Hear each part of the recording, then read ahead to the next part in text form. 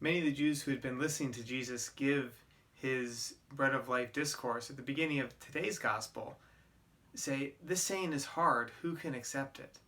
And by the end of the gospel, we read that many of them return to their former way of life and no longer follow Christ. This saying is hard.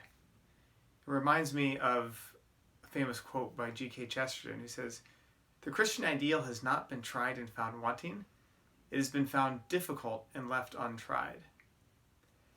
And I think there's something very true to that, and to these disciples who heard Jesus preach and said, "Wait, this is hard. Hold on, I don't know if I can handle this." Because following Christ is hard. Following Christ means picking up our cross every day. It means striving to have our hearts converted to be more and more like the heart of Christ.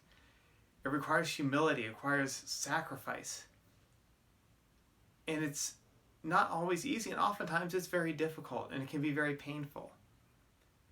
But we see the words of Peter at the end of the gospel, "Lord, to whom shall we go? You have the words of everlasting life." Yes, following Christ is difficult. The day-to-day being faithful to Jesus can be really difficult. But he has the words of eternal life.